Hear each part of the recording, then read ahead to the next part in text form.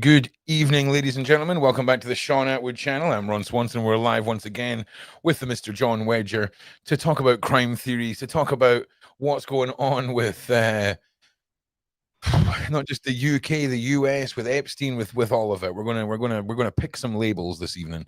But before we do that, how are you doing, Mr. Wedger? How are you? Yeah, really, really good. Busy, and I'm just sort of doing a lot of work in the house at the moment and bits and pieces. But no, good, good. There's a lot happening in the world, so keeping abreast with current affairs. It's changing times, isn't it? Yeah, man, it very much is. It's scary times though, because the level of incompetence that powers that be think that the people have is it's never been seen before. I mean, they're rewriting history in front of our eyes. They're systematically pulling apart cultures and people, and it's shocking. It really, really is. Well, they're not doing anything benevolent. That's the problem. You know, that they're giving nothing back. They're taking away it. But I think that the government is slowly realising, you know, that the society is a bit aggrieved and is bubbling away. It's simmering. Yeah. Oh, it's definitely bubbling away and simmering. We've seen it popping up all over the place, John. Epping, all of these hotels that seem to be facilitating these individuals. There's protests. There's people are outspoken. They are not happy, and I'm going to be taking a look at a lot of the auditing channels on YouTube who are at the front line of getting the truth about the intentions of some of these individuals and how the public react to it. I'd, I'd like to see a group of lads go out to France, get a dinghy, and make their way undocumented back to the UK and see how far they get. Clearly, non-migrant chaps, you know, and see how they're treated when they get there. What occurs? Well, there's been a few people who've went to Cali, went through the camps, and that was really when the mass reporting of the fact that there was a lot of males, and there seems to be a recurring age with these males who were coming across, and that's when things sort of got reshaped as the possibility of this slow invasion and who could be orchestrating it.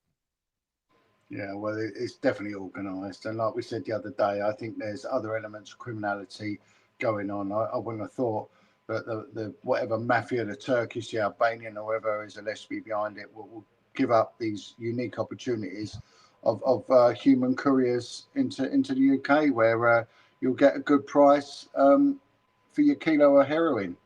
Mm. So, So, have you been following what's been going on with Ghislaine, Maxwell, the Epstein stuff? Have you been keeping an eye on that, John, or are you kind of yeah, coming into dry? yeah. I mean, it's an interesting one. It what I look at is I've always mentioned is algorithms and what's gone on. These people just don't appear out of nowhere. I mean, this Ghislaine Maxwell, Ghislaine Maxwell, you know, whatever, however you pronounce it. I mean, you've got to look at her. If I was in charge of this inquiry, you know, I'll be doing timelines on these people, and you've got to look where she comes from. You know, Robert Maxwell was her father, and the history behind this guy is absolutely incredulous. You know what he comes from. He was just a crook. He was born into a very, very impoverished, sort of Czech, Ukrainian. It's part of the old Czech Republic, which took over part of the Ukraine in sort of like in circa 1920s. But he was from an Ashkenazi Jewish family and totally despised by their host country. And they basically lived in poverty. And I think his real name was Jan Hock or something. Jan Ludwig Hock. That's it. That was his real name, Robert Maxwell, Okay. something like that. Anyway, he's one of 9 kids, and he I know he sort of made his way into Europe, and he did fight for the Allied forces during the Second World War. But his connection to espionage is unbelievable. It's breathtaking. And I mean, this guy was just an intelligence asset all through his life. And what he was doing is really what his daughter went on to do. I mean, there was rumours that he used to like using the young girly prostitutes Yeah. himself. You know, that was alleged. He robbed people of money. He was just a liar. He cheated his shareholders. He cheated his employees.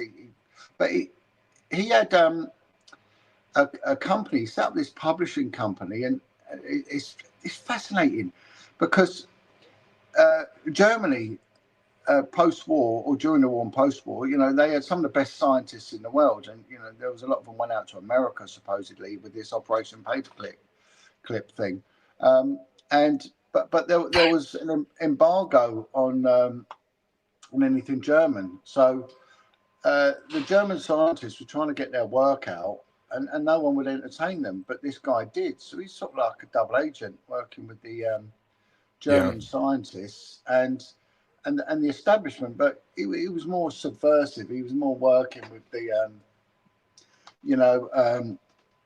the intelligence services, and especially the Israeli intelligence services, because this guy's, you know, he's ethnically Jewish, and he never relinquished that sort of dual nationality thing that he had. But he really became the filter as to what got published in the West in regard to scientific journals, and I reckon he actually changed the narrative because he authored it, and it all went through him. And MI5 and MI6 were behind him, and they actually paid for his publishing company, and they set him up. And I reckon it's never ever been done in history that an intelligence service has purchased someone a publishing company, which got him involved in the publishing, because he went on to become a media mogul. But he was also reputed to be particularly cruel to his children. He would beat them.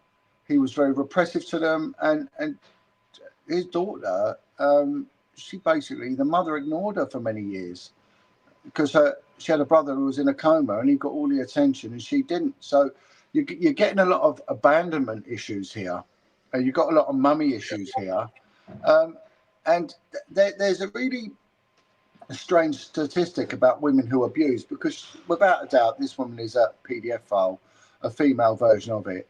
She's a procurer of children, she's a recruiter of children, she's a groomer, and this is very similar to the case I dealt with in the West End, where a woman called Fiona Walsh, aka Foxy, was grooming these young girls, and it's no different.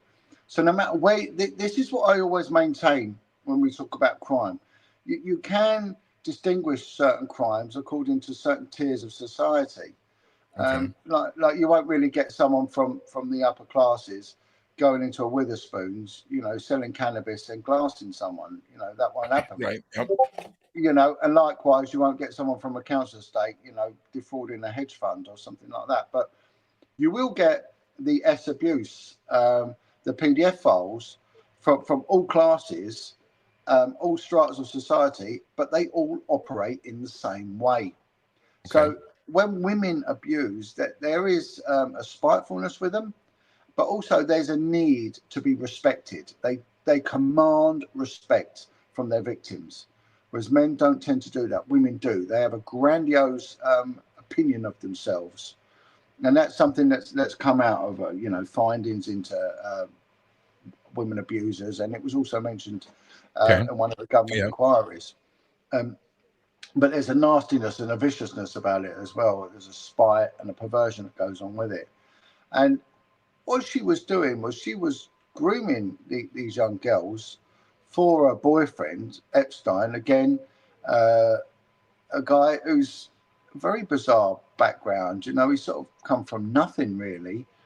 And we have to question that. And he got himself a job in a girls' school as a maths teacher, and he was totally unqualified. Again, the connection with the Maxwells, well, it might be that they're both from the same race, they're both ethnically Jewish. Maybe that is a connection, I don't know. But there's definitely a connection with both of them, with Robert Maxwell and with Jeffrey Epstein, with Israel and the Israeli intelligence services. No doubt about it, a massive connection there. And the reason he got so wealthy is the same as Jimmy Savile, exactly how Jimmy Savile got wealthy. And really also how Fred and Rose West made their money. They were supplying children to business people. And there's a very interesting testimony of a bloke called Ronald Bernard. And Ronald Bernard is a Dutch banker, and he went on to become like a billionaire banker. But he gave a testimony about his rise to wealth within the banking system. And it came from, firstly, doing very well. Then he'd be invited out with the senior management and they'd go to parties. And he said then the drugs would come out, the cocaine and everything else. Sure. And then it sort of progressed from there. And it went on to basically orgies. But the higher up he went in the banking system, the younger the girls got. And it started going into like young children. And then he said at the top of it was human sacrifice. And he's gone off the radar. We've not heard from Ronald Bernard maybe for a decade. But it gives quite an open and honest testimony, in my opinion. I can't validate it, but he's gone on to do it, you know, on social media. And I think he went on to do it on Dutch TV. And that's how he made the money. And he said, it's how wealthy you get depends on how far you want to go. And ultimately he said, it's Satanism. That's what it is. It comes down to Satanism. So when we look at these people, she was getting the girls. Of course, she's a girlie herself, and that's an easy conduit in. She can shorn a way into that one. But she was getting the girls to recruit their friends.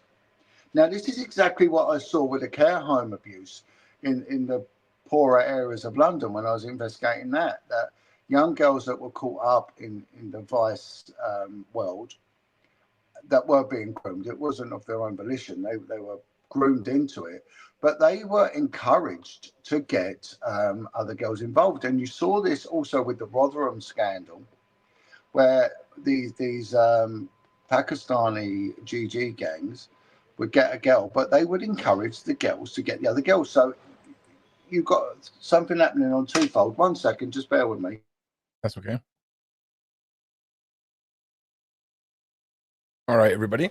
Until John comes back, just remind everyone we will be having a call-in section throughout the show. I'll keep you posted when the link goes live there, and we can go there. Right. Sorry about that. 1 second, mate. It's streamed on both channels so that Ron likes to back up the content that he does, and sometimes we need to, how do we put this? Adjust things on Sean Atwood's channel for terms of service that sometimes we need to adjust for. So that is it's backing it up basically. Sorry, John, on you go, mate. Yeah, so we see the same algorithm because America is all big, grandiose, and sort of overt and ostentatious and everything else. But the algorithm of that and the young girls from council estates in impoverished parts of London is exactly the same. It's an algorithm that works. It is an equation that will always provide the goods. And this is what we saw with these two when they got together. It was a perfect combination. And the reason he got so wealthy so quickly is because he knew how to procure kids. But also, right, these are broken people. These are people that have put money before everything else. That there was a study into CEOs of big companies that so much of a percentage of them have got strong narcissistic traits, you know, borderlining on psychopathy. You know, this Gordon Gekko thing, you know, about, you know, weakness and, you know, the need to carry on and everything else. So yeah. You're going to get that sort of person, but they knew that they wanted the ingredient is the young kids. It's as simple as that. And it's the same that we had with the guest house in the UK. Yeah, it's the same that we had with Dolphin Square. It's exactly the same. It's the same we had with all the care homes. Look at what we had with the head of the Procurator Fiscal in Scotland. You know, with the Lord, his name will come to me in a minute, the Advocate Depute for Scotland, who had a liking of RAPE in, you know, very young girls that were from care homes that were, you know, emotionally stunted and you know, very, very vulnerable. Yeah. And this is going to be their target market, and this is what they're going to get. They're going to get them vulnerable kids, and they're taking them over to this island. And the people that get entertained in this island, that's what they want. So they will always offer us up the low-hanging fruit that is a 16-year-old girl. Right. But that is just a little opening into a very, very darker world, because that's socially acceptable. So someone, if they've been with a 16-year-old girl, they might even see it as a result, or they might be a little bit embarrassed, but they will live with that one, and society will also live with that. But once it gets younger, it gets very distasteful very, very quickly. But what they're not mentioning, they'll go down to 14. This is what's come out so far. I'm telling you now, those girls, I listened to a few of the interviews of the survivors, and they were saying there was children as young as 9 years old. We're getting into serious realms of PDF files here, with people that are in positions of privilege and power, not just through business, but we're also going on about world leaders. We had our secretary for whatever he was, Peter Mandelson, one of our front benchers in British Parliament, was out there and sort of backed up Epstein. And there's a lot online about Peter Mandelson anyway. He's never away from controversy, and also there's been certain allegations made against him, but I couldn't rattle them offhand. But they are out there. I think he had the nickname of Dr. Death. I think he may even be on the Reigns list. I'd need to check that one. Sure. But he went out of his way to protect Epstein on that. We have had a member of our royal family caught up in this, and again, he blatantly lied. It's an insult to anyone with a modicum of intelligence. The crap he came out with on the BBC interview, and shame on them for even bothering to do that interview. It was just atrocious, right? But the one thing is, right, that this is all for blackmail value. Every bit of that place was wired up. There were even cameras in chandeliers. Now, I'm telling you now, he's not done that himself, Epstein. That's an intelligence service set up. There would definitely be world leaders in there. And once they've got them on camera doing these things, then they've got brownie points against, that head of state or whatever it is. And it can be used, and it will be used as a lever.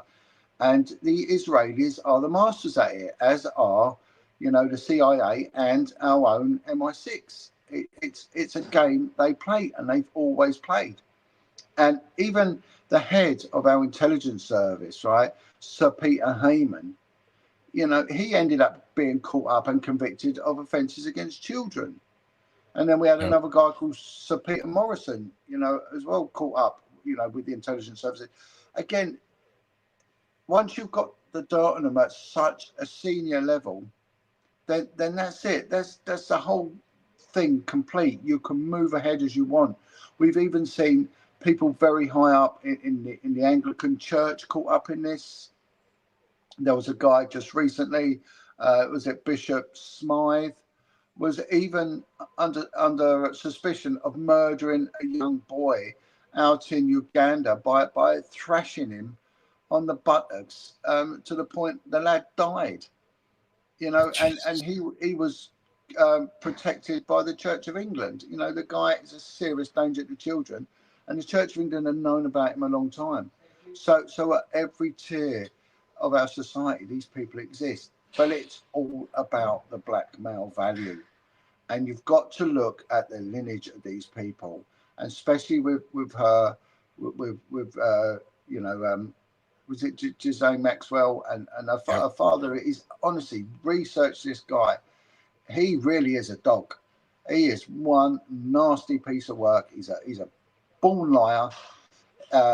His father was the same. They're basically like, it might sound derogatory, but like Jewish gypsies, as it were. I'm not putting any aspersions on the gypsy culture or anything like that. In saying that, it's a descriptive term I'm using. The state weren't going to help them. No one's going to help them. If they didn't earn money by whatever means, they starved. So this guy was brought up, with that mindset and that dogged need, and he then buggered off and then changed his name. He's changed his name 4 times. Robert Maxwell. He ended up adopting a Scottish title, but far from it. His real name is Jan Ludwig Hock. And he went on to learn language and everything else because, he's a survivor. But, he's done it by foul means. This guy had no morals at all. And his daughter the same, brought up. And in fact, it got compounded with her because she ended up privileged, which would have bred another level of arrogance. And, she really is something else. But she will, the reason she isn't dead, right? Jeffrey Epstein, he pushed it. He pushed the envelope too far, and he was expendable, and because he's come from nothing, right? But this girl's connected, and she's connected via her father, who's very well connected to the Israeli intelligence. So there probably is some sort of contract that she is not to she is not to be killed. But if you just give me 2 seconds, I've just got to sort something out, and I'll be. Absolutely. And if you guys can do me a favor and like and share, I will be opening up this for you guys, the wonderful public, to come and have your say with me and John. I'm just fixing the screen here. But what do you guys think? I mean, I asked the question earlier of whether or not we're going to see Maxwell used as a pawn to try and fix the credibility of the Trump administration after the insane handling of the FBI's discovery that there has been no list, no files, whatever. But the bigger question is that we were asking earlier, where the hell are all the Epstein tapes? Where are all the Diddy tapes? Where's all this endless blackmail footage that so many of these cases spoke of at the start? John, what's your take on? Well, look, it's never gone away. I had a conversation with a guy once, and we had a thing in the police. I'm not saying I was ever involved in it or anything like that, but I was aware of it. And it was called a midnight barbecue. And it's when there was any paperwork that was contentious or could get a certain individual in trouble on a night duty, it would bizarrely self-ignite in the backyard in a metal bin. Yeah. Right. And I said to a guy once, when the child abuse stuff started coming out regarding our own politicians in the UK, Elm Guesthouse and the like, I said, why do the intelligence services not implement the same thing that the police do and have the midnight barbecue? And he went, John, it's simple, because it's got blackmail value. It's all about blackmail. And he said, you've got to understand the intelligence services work on blackmail. So all of that, same as Fred West, right? Fred West was in with the police locally, and he would have sex parties in his bar called the Voodoo Bar. He would invite local detectives from the police station who'd go around there, and they would have it off basically with Rose. There was also rumours that Fred West was running a homemade porno film industry. Okay. And just short of, I think, 950 videotapes, all believed to have sexual content, was seized from their house in Cromwell Road in Gloucester. Right. Okay. None of them were ever viewed. They never materialised. They were never ever brought in evidence at all. They were never seen again. Right. Exactly the same thing with this. And anyone who would look into it would be fobbed off and moved aside. Now, that's no different from what myself, Lenny Harper, and other police whistleblowers involved in child abuse cases have experienced, right? Because it starts involving people that, if they were ever brought to book, could have political and economic influence on the stability of our nation. And when you look at what he was doing, he took it a bit further. He took it to a global community. And if the Israelis were behind him, that they were out for information on certain dignitaries, then the other thing were the flight logs. He had a jet that could accommodate 150 passengers. And they were doing 2 trips daily from all over the place, Russia, whatever. And they were taken to this island, which was totally and utterly surveilled from the moment you land to the moment you leave. It was surveilled, and that surveillance was digitally, kept. But the other thing is, We got to look at, there was an occultic setting to that island. It had a maze, right? It had some Egyptian temple thing going on. And if, Okay. you know, Yeah. you ask persons qualified to comment on this, people like Beverly Rhodes, they will tell you that where you get a maze, you tend to get occultic activity. And Okay. Yeah. also this bizarre sort of Egyptian Masonic type temple he had. So if we go by the billionaire banker Ronald Bernard and his testimony, where he says that it goes from orgies to child orgies to very, very young kids, to sacrifice of children, to devil worship. You know, what's saying that it's not a one-stop shop, that little St. Thomas, that island, it was all there. You had to pay to go there, but also, you know, once you were there, they've got you. And that would have been where businesses would have brokered deals and everything, because it would have been all done by corruption and blackmail, same as at the Diddy tapes and the Diddy parties and all that. Look, I said this from the start. I said, when I was asked on your show here about what would happen, I Yeah. said the government will take ownership of it. They will give the public the perception that they're doing something about it, as did Donald Trump. And I said the same about him. Do not put your faith in man. Do not put your faith in one man, especially a guy like Trump, who ultimately is a businessman. He was good friends with this guy. You know, he was an attendee at the island, and he self-proclaimed like the women as well. He just said that Jeffrey likes them a bit younger. He's giving you an insight into their little world. Is Trump going to do anything about this? No, he's not. Of course he's not. You know, like I said, by their fruit shall you know them, not their words. He's a liar. Trump is not the savior. He is not the one he's just told people what they want to hear because they're in desperate times. So they need it. It's a bit like, it's the same we're going to get over here with the alt-right. They're going to tell us what we want to hear. Are they going to do anything about it? No, they're not. And basically, because they won't be allowed to, if you really think, right, there was a guy called Enoch Powell, and he became a Okay. controversial political figure. But when you look at Enoch Powell, the guy had the IQ of a genius. He was the fastest ever appointed professor in educational history. He was a professor at the age of 25. He went from a private in the army to I can't remember what rank it is. It's something like a colonel or something like that in the quickest time ever. No one has ever been promoted to commissioned ranks from the lowest level more than Enoch Powell. He spoke something like 15 languages fluently. He was just a highly, highly intelligent guy, and he was very prophetic with his words. But it has been misconstrued as some sort of racist rant that the right wing have picked up on, and you know, and then the left wing have attacked him for it. But look at that, take that to one side and look at the guy for what he was. He was an absolute genius. Now, I'm not saying I like the guy or anything else, but credit where it's due, right? He was asked by Nigel Farage for a reference, and he refused to. And he turned around and said the public should never trust this man. Now, if anyone should know, it would be someone as wise, intelligent as Enoch Powell. He said, do not trust Farage. And he refused to give him a political reference, Okay. basically stating that the guy shouldn't be in politics. Yeah.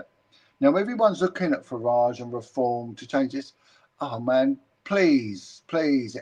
You know, it ain't going to happen. And if the public think that if reform get in, as they might do, I don't know, that reform, if they want to be a good party and like policing and put children first and start looking into the murky world of child abuse, PDF files in Yeah. Parliament and start uncovering them, how long do you think that Farage will last? He'll get the same treatment that John F. Kennedy got. And Yep. maybe John F. Kennedy was looking into that as well. You don't know. It ain't going to happen. And it won't ever happen because we are up against evil and malevolence. And that island is evil. That's little St. Thomas, evil malevolence. And the reason that he made billions and billions because he was a procurer of children. that some of them went there and never came back. And I think that it was probably a venue for child sacrifice. I think they probably worship ancient deities such as Moloch, Asmodeus, and all these other ones in order to succeed in their profiteering of making billions and everything else, and will stop at nothing to get that. That's my opinion, but that's why I never get on mainstream media, because I'm one of the few that actually do talk about the reality of Satanism. But it is a reality, and if you look at, there was a thing called Boys Town in Nebraska in America during the 80s, and it's called the Franklin Scandal, and it was I think the guy's name was Franklin, and that he set up a sort of money saving scheme for impoverished black community members. And it was a Ponzi scheme, really. And it's exactly the same as Epstein was involved in the biggest Ponzi scheme, pyramid selling fraud that ever occurred in America. And Epstein was involved in it. And out in the Franklin scandal, that's what happened there. But very wealthy people started visiting this boys' town because they wanted to abuse kids, young boys. And these boys were taken from the impoverished areas and residences of this boys' town, sort of kids' school, community home, whatever it was. But because it was this this financial sort of scam that was going on, the guy running it knew that he could predate on the children of these impoverished family, which is exactly the same as what Fiona Walsh was doing with the case I dealt with, exactly the same as what Maxwell's doing, right? But these kids were then taken out. They were badly abused. They were hard. There was everything. But a percentage of them said that we get taken not just to these S parties, but we get taken to another place where there is one second. No problem, mate. Make sure you guys like and subscribe, please. Ron is currently rebuilding the Discord server from the ground up. So no, I don't take it. Get ready. If you've been ever thinking about coming and joining the server or returning to the server, we are fully overhauling absolutely everything. So just wait for the new links for that, and we will open up the show for your guys to come and have your review just shortly.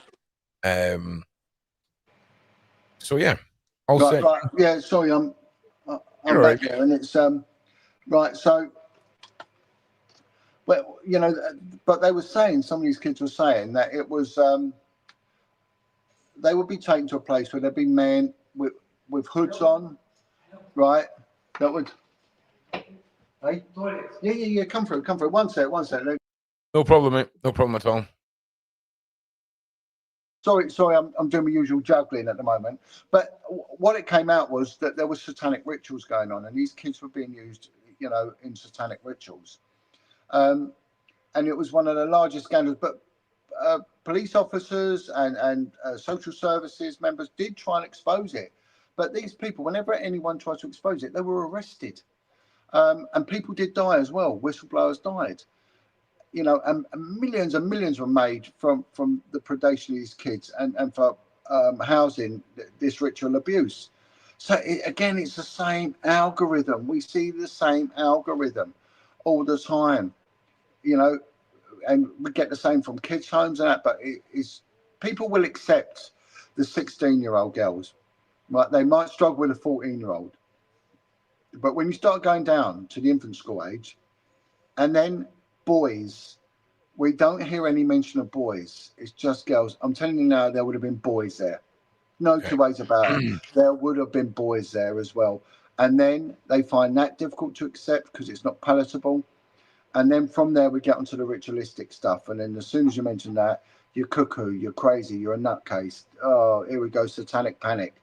But bizarrely enough, the British police now has accepted that satanic ritual abuse goes on.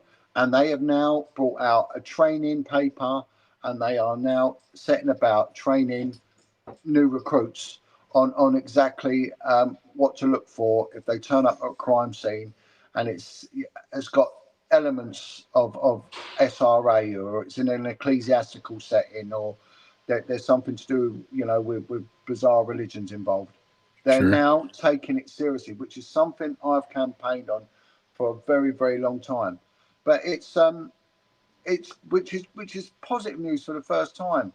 And I've been attacked. I've been attacked by someone very high up, a doctor of journalism at the London City University for journalism. They've attacked me, and they actually do a presentation about me, saying I'm one of the main contributors to satanic panic in recent days.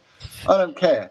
I'm not interested. Wild. If I upset a Satanist, I've done a good job. That's the way I Right. see it. Absolutely. I'm all bored for this, and I think it's the fact that people like myself, Wilfred Wong, and many others have stood up, spoke out, that it is now getting, the attention of the parliamentary whips now. So, but this Epstein thing, Trump has just lied. Now he denies the existence of a list. He's getting the top lawyers, this Dershowitz guy involved, who's also been named as attending the island, and it's just going to turn into a massive, big load of lies, really, and cover-ups. I smell it already, and I say to people, when they thought Trump was a savior, oh come on, seriously. He ain't going to save anyone except himself, and that's that. He's a distraction. And this is the test of it when it comes to the children. And they say there's that saying, isn't it? I can't remember who came out with it. Was it Gandhi? You can judge a nation by how it treats its prisoners and its animals. Yeah, Well, that's true. I'll take it further than that. You can tell a nation on how it treats its children and how it treats those who abuse its children. And if it puts child abuse as its number one priority in crime fighting and social services and everything else, then it's a safe, good, decent place to live. If it doesn't, it's rotten to the core. Yeah. And I mean, the way this has just been allowed to continue, John, right? Do you think there is hope? I mean, obviously, we all know what's going to happen if Farage decides to take on the powers that be. But I mean, do you think that there's ever going to be hope from a political power stepping in?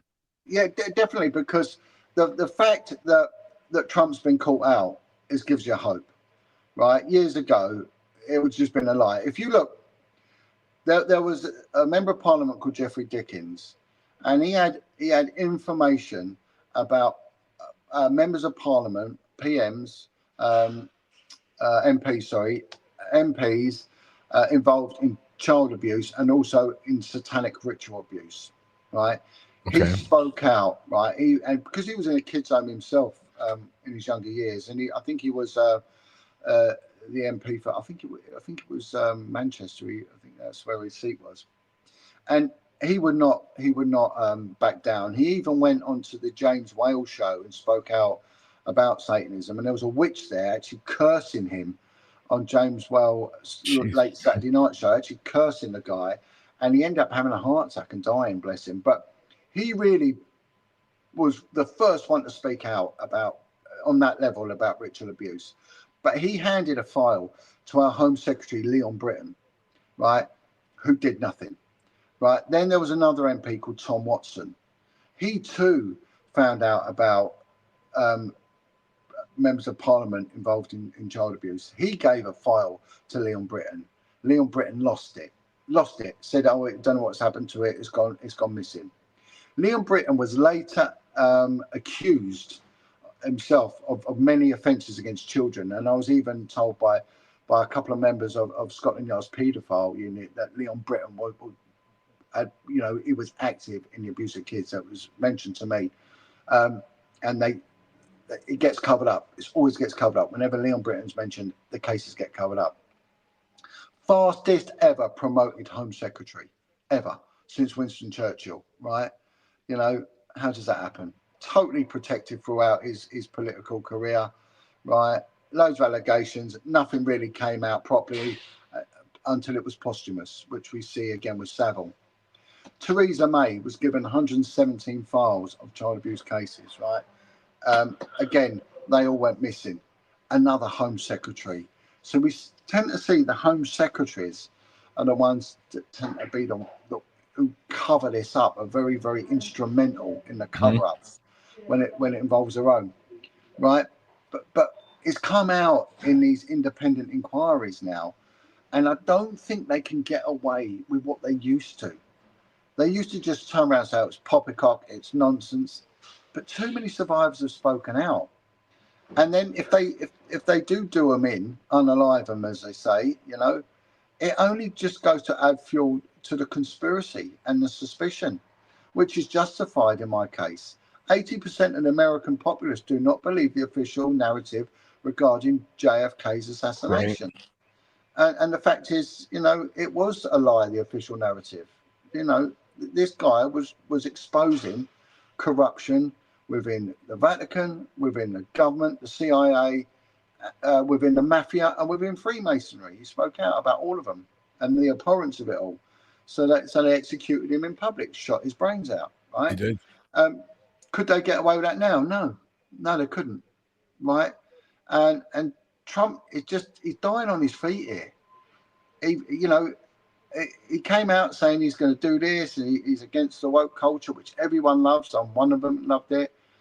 But he's now instrumental in the cover-up of the most horrific crimes, acts of crimes against children. Right? He's screwed. If he does that, he's screwed. I think that there is a whole shift in spirituality now, and I think that the spirits of the dead kids aren't going to allow this, if we could put it in that way. I don't think that, if anyone, my advice to anyone, if you're going to be instrumental in the cover-up of crimes against kids, you're screwed. You're finished. It ain't going to happen. Years ago it did. They got away with it. Now it ain't going to happen. And be warned. So Nigel Farage, you know, if you want to really, really do good, then do good and protect the kids and expose those who harm the kids. Make it kid-centric, you know, and speak out about your colleagues that are involved in it and your colleagues that have covered it up.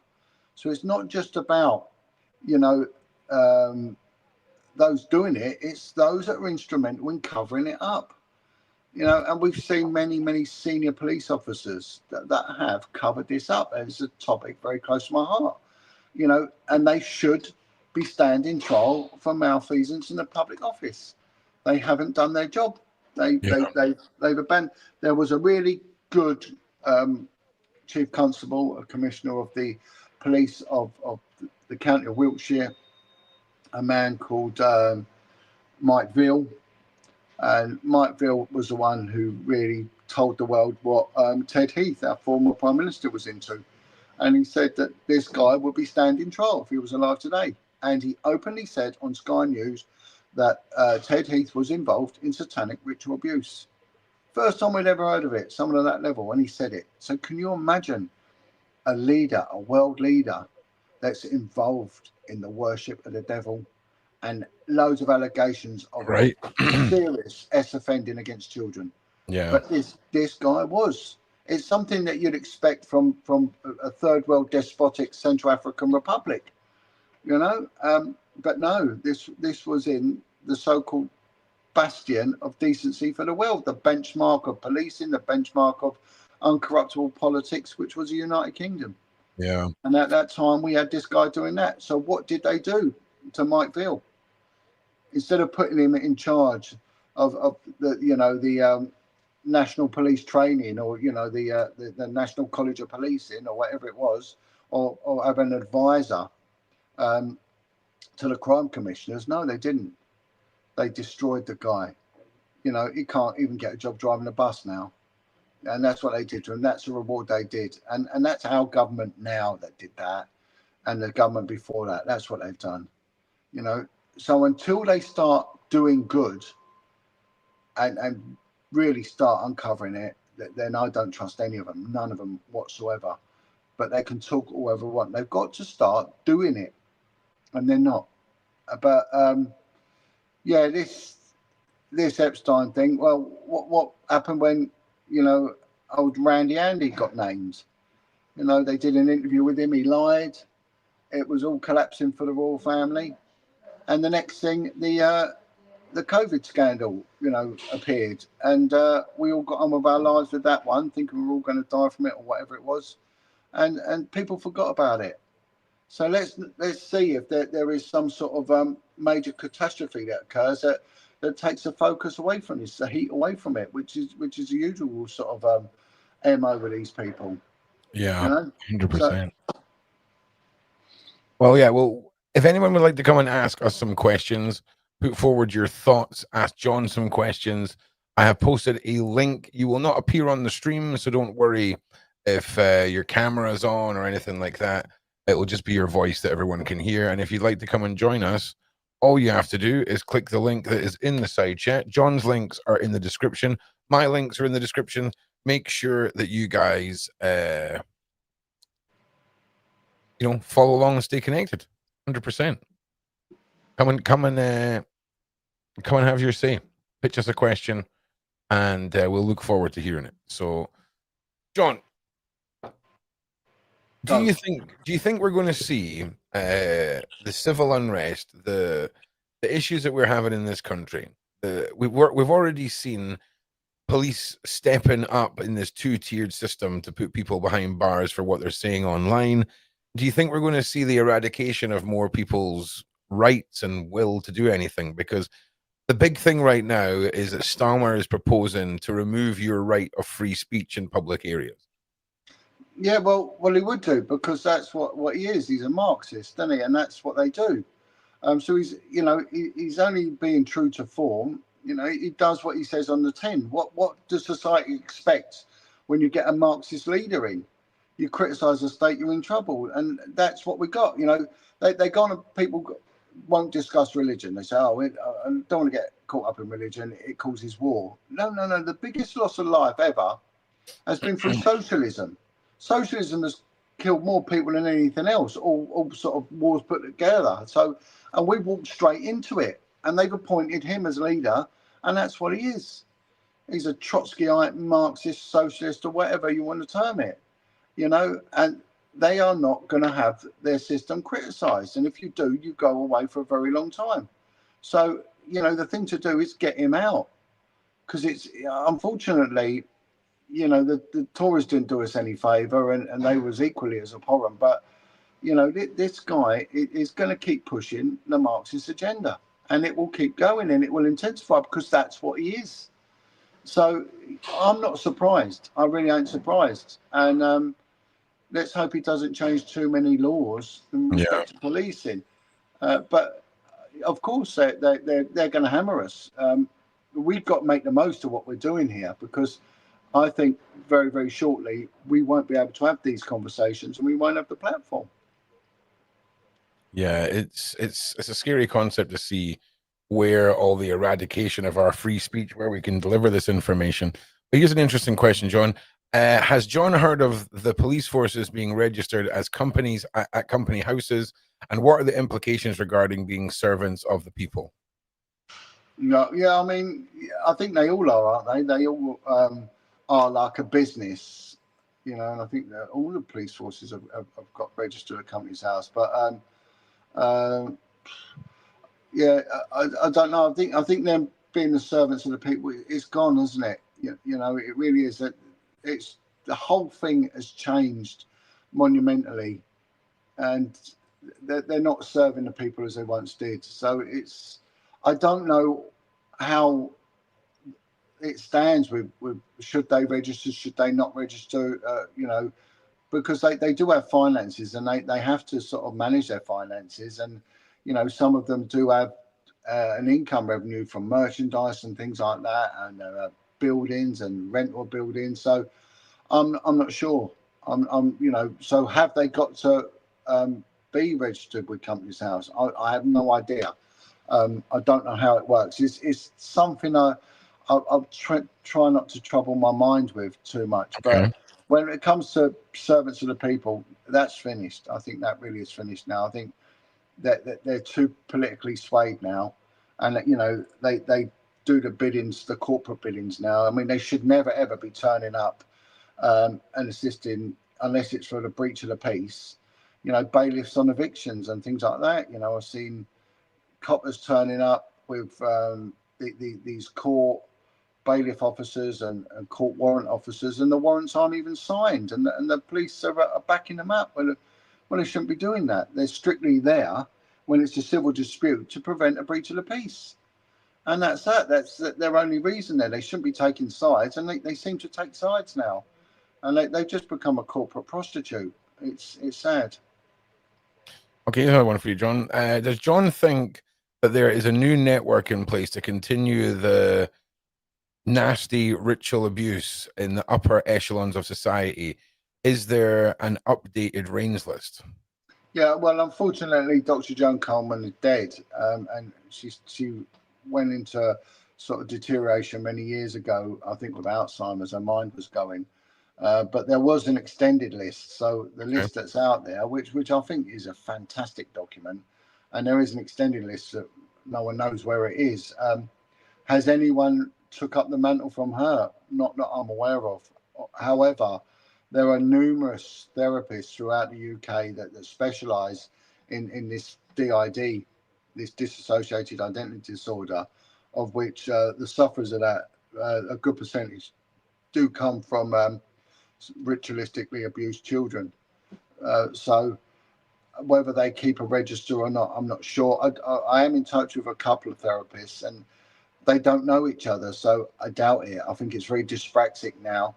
And what Dr. Joan Coleman did was very unifying, very positive, and it was revolutionary. It was fantastic. So I only hope that a new list does come out. I really do. It would be fantastic if someone would put out a good journalistic document like that's legally sound and done by a professional. So it would get rid of any sort of dissenters or anyone that wishes to sue. And it's, whenever you get into this sort of line of inquiry, firstly with the ritual abuse stuff, no one believes you. They think you're mad.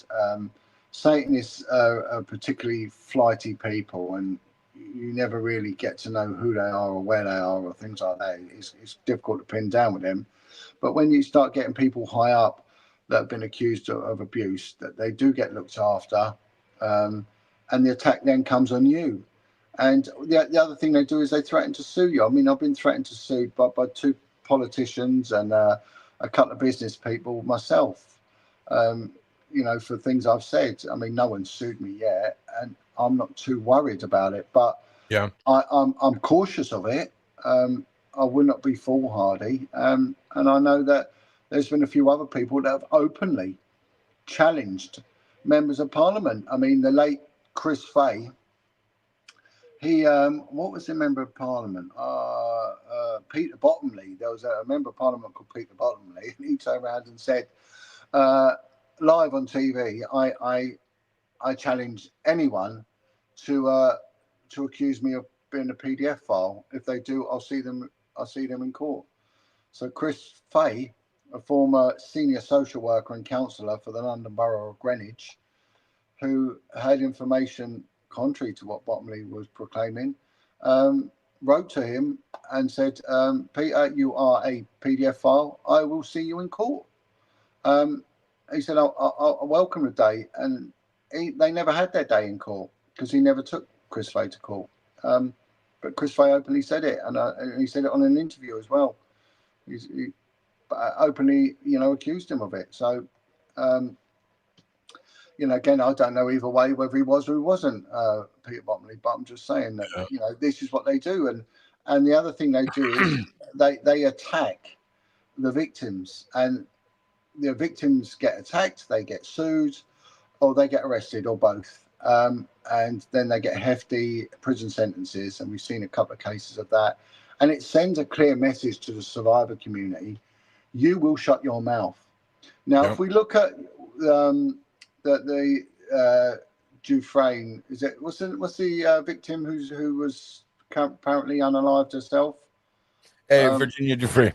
Virginia Dufresne, right? If you look at her, my opinion is that she didn't take her own life because she's fought so long and hard for what she's doing, and it looks like there could be justice or exposure, and the one thing that survivors need, they need healing, and healing comes through justice or exposure. You know, it's something worth holding out for. And she got too much to live for. I no doubt she probably had depression and everything like that. But if she has been topped off by the establishment, the global mafia, whatever they are, Yeah.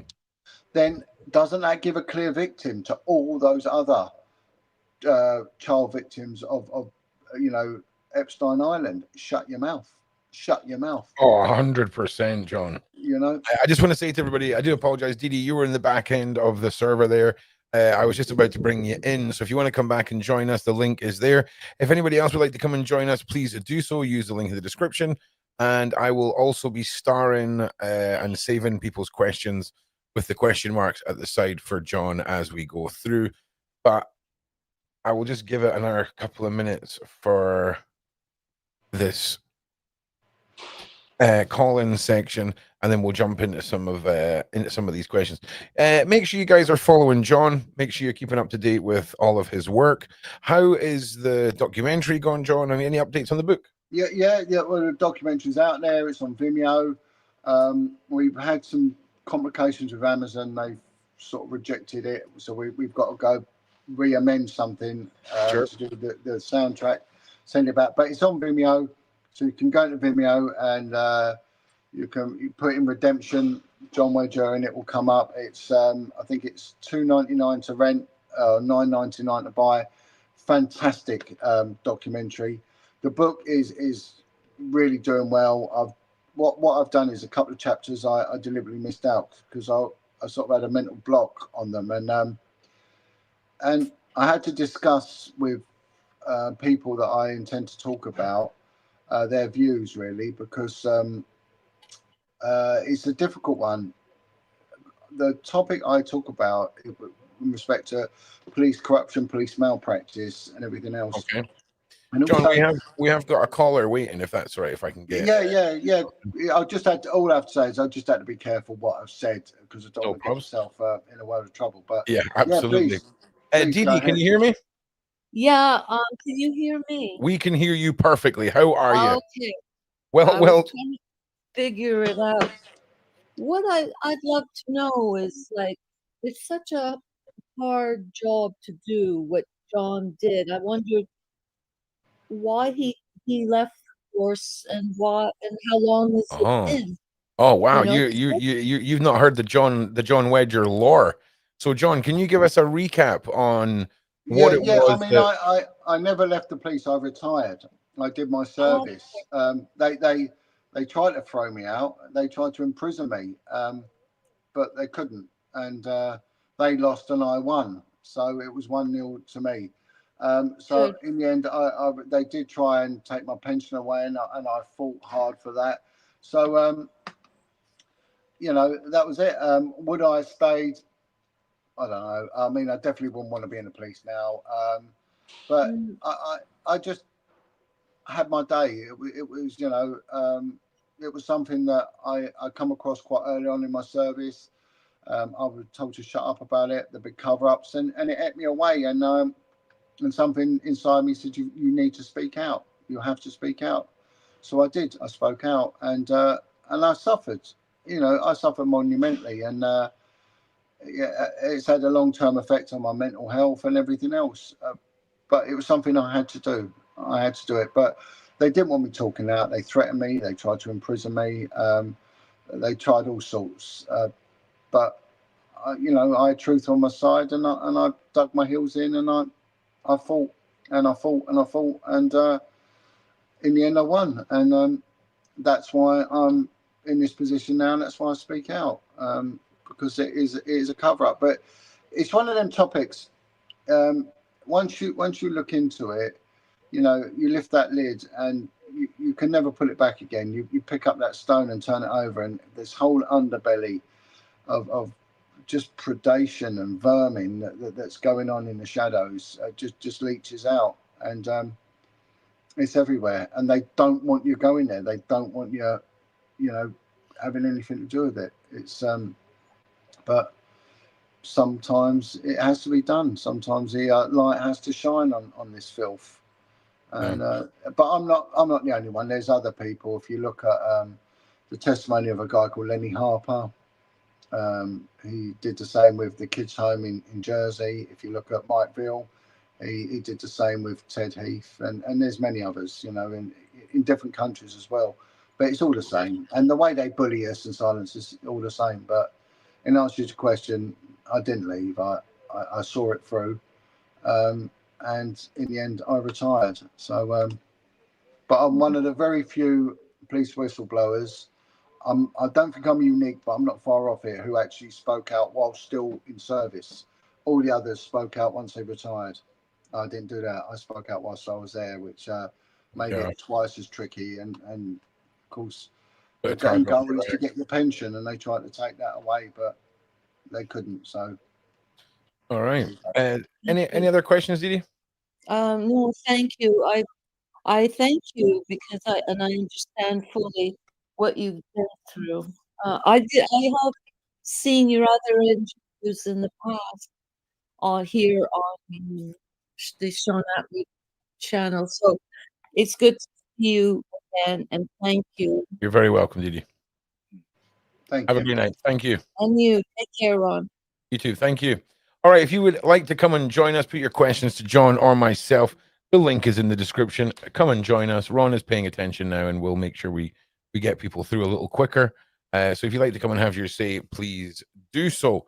I think that's one thing that always surprises people, John, is, you know, how dangerous it can be for officers like yourself to be outspoken whilst in service, and the target it puts on your back, and the threats were real, you know? Yeah, but I think it goes for anyone. I mean, I whilst I was going through the process, you know, I had to a few dealings with my GP. You know, I had to be signed off. I went sick and all sorts. And I was talking to my GP, and he just said, "You be very, very careful, John." He said, "I've had, you know, a few of my patients are police officers, and they suffer terribly and with mental health, and they actually want to speak out, but they're frightened." And he said, he told me a story of a guy he was partnered up with at a surgery, a colleague, a former, you know, another doctor. And he said, my colleague spoke out because I knew that the medication we were giving people was killing them, especially in respect to cancer and things like that. So he spoke out that people were unnecessarily dying. And next thing, he gets arrested. He gets accused of stealing and all sorts of malpractice. The General Medical Council and the police really colluded together. It probably come from a higher level, and ultimately this doctor killed himself. And my GP said it's a dangerous game. And a psychiatrist told me the same. She runs therapy for a lot of officers that suffer terrible trauma, mainly child abuse officers. You know, a lot of us do end up with severe mental health problems and stuff like that. And she said, John, that, you know, they will screw you. She said that you're one of a few people that come to me. And she said the others aren't as fortunate. You know, they really do go under, and the service destroys them. Yeah. She said, be very, very careful. But it was the same for doctors. It will be the same for people in the military, all sorts, you know. Okay, we've got our next caller. Brian, are you there? Yeah, I'm here, mate. How you doing, Brian? Welcome to the show. How are you doing today? Yeah, good. I was waiting for your call on Dan DTM, bringing to the channel. Oh, Brian, do you know what? The next day, everything went a bit freaking pear-shaped, mate. So I'm telling you now, I would love to make that happen. How are you, sir? It's great to hear your voice again. I'm good. Let me just say, a couple of things. Yeah, of course you can. This guy is a legend in the game, an absolute legend in the game. Yeah, he really is. He gave up his career for everything of child abuse. So I've got to say, big up, my man. Big up, my man. Thank you. Yeah, but what do you think of Bill? Was his journalistic views good? Yeah, Bill Maloney, do you mean? Yes. Yeah, you see, Bill was the first guy that I called out to, and I ended up still have a very strong relationship with him. But I mean, what you got to understand with Bill, he suffered terribly because of the abuse in the care homes. I think he was one of 7, and there's only him and 2 other left. You know, the rest of them died as a result of their time in the kids' homes. Yeah. And he, you know, he had a hard hitting way of dealing with it, and you know, he really was a lion, one of a kind. Especially with his situation. Well, it's really weird because I think he was brought up in Parliament once about him, and someone said about Bill Maloney shouts a lot, and the politician turned around and said he does, but his message is a good one. If you don't like the shouting, just turn down the volume. And it made me laugh. You know, if you don't like Bill Maloney shouting, turn down the volume. So what's your position on the Met Police? My position on them? Yeah, I think they've lost it. They totally lost their way, and I think that they've thrown away hundreds of years. You know, since their inception in 1798. I think that well, that's when policing started in the UK. You know, they've thrown it all away. They thrown their reputation away. His career up. Say that again, Brian. This guy has given his career up and his expectations, and this guy's a legend in the game, an absolute legend out there. Yeah, cheers, Brian. I mean, in respect to like the police, they need to rein it back, but they need to do it quickly before they lose any sort of residual experience that they've got left. And one, you know, it was a blacksmith told me once. He was from a long line of you know, interfamilial blacksmiths, and his son didn't want to do it, and he said, when I die, if my son doesn't learn this, it stops it. No one can ever pick up the trade craft I can pass on. And unfortunately he died, and it's a very similar analogy with the police. If they don't get their act together soon, the old detectives that really knew what they were doing, they'll be gone. And these new lot won't have a clue what they're doing. And there is a tradecraft there. That really is. And they need to go back to housing them. They need to go back to giving them all these perks, such as free dentistry, cleaning tokens and all that. Give them very cheap, affordable housing. Pay them well, but train them exceptionally well. And bring back old school discipline into their criteria. So what do you think of bringing back national service? Because I'm all for national service. Well, the thing is with it, Brian, it's really strange because I do a lot with ex-criminals now. When you get the real old school lags, they all say that they would rather be in prison with the old screws, which all came out of the army. A lot of, you know, the majority of prison wardens were ex-military. They'd rather have them in charge of them than what they've got now. And when I joined the police, over a third of my colleagues came out of the military, and they had a bearing, they had a presence about them, and they had a real stoic tolerance that you didn't get from civilians. So I'd say that. Are you going to go back doing copy on the roof? Yeah. I will do. I'm going to start that back next week, and I did a few. And let's bring Dan TTM on. Let's bring Dan TTM on. Come on, I was ready the other day. Brew with a View. Brew with a View. It's called. Yeah. So Brew with a View. Brew with a View. But I've got a few interviews coming out, podcasts. I've done them with quite top podcasters. So I'm off to Liverpool tomorrow to do one there. There's one in Glasgow coming out, I think, in a couple of days. I've just done one in Glasgow with Kevin Lane. Kevin Lane. Oh, yeah. You know. Yeah, I've never met him, but, you know, he sort of does a lot about We'll have to do a podcast with him. I'll bring him on. Hell yeah. We'll have to do a podcast with him. Oh, yeah, okay, yeah. So do you podcast yourself then, do you? No, I don't. Right. But I listen. I do listen to Sean Atwood, who's a legend, who's a legend in the game. Yeah. And James English. I know they don't get on really well right now, but I do go over to the top podcasters. Yeah. Well, look, Brian, My email's on the screen, Brian. It's scrolling. You'll catch it as the show goes on. If you've got a WhatsApp number or anything like that, if you want to ping me it over, I can sort of connect you in some little groups and things like that. I don't mind giving my phone number live. I don't mind. Yeah, nah. Well, it's safer for legally whatever to just we'll keep it private just in case.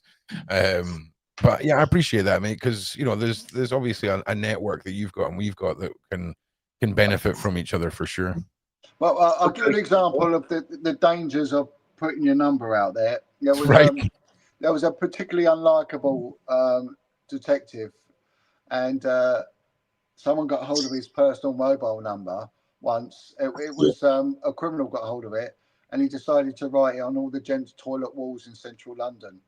Yeah, and this guy was getting phone calls constantly throughout the night. Yeah, you're right. You are right. I've got no problem. I just changed my SIM. But listen, Sean Atwood is a legend out there. You are a legend out there, and big up to you.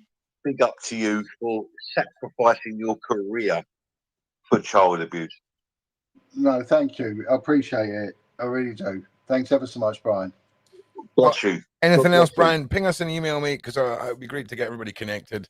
I'll ping an email. We'll bring Daniel on. Let's bring Daniel on. Yeah, hell yeah, we'll bring Daniel on, mate. Trust me, that's right, my friend. That's my little God idea. Bless you all. Yeah, thank you, Brian, mate. All. Great for being here, brother. Great to hear from you again, and look forward to your email. All right, if you want to come and join us, the link is going to be back out there in the side chat. Please do come and join us. Have your say. Have a little chat with us. Give us your opinion. Throw a topic at us. Let us know what your thoughts are, where you stand, and all the shenanigans going on around the world. And we look forward to hearing from you guys. But yeah, it's good. It's good to have some nights where we're putting the community's voice at the forefront, John. It's always good to hear from our loyal viewers and to hear their thoughts on what's going on. Yeah, well, I mean, it's interesting because what brought me into this world of podcasting and everything else was the fact that I spoke out on this very unsavory topic. And like I said to you many times, you're never proven wrong. No matter what people say, you're dissenters, you will always be proven right. And we're just seeing how this topic, they try and suppress it with government inquiries. They try and suppress it with belittling the victims and survivors. They try and suppress it by the national media, just downgrading it or trivialize it. But they can't. They can't. The more you push this underwater, the faster it's coming out.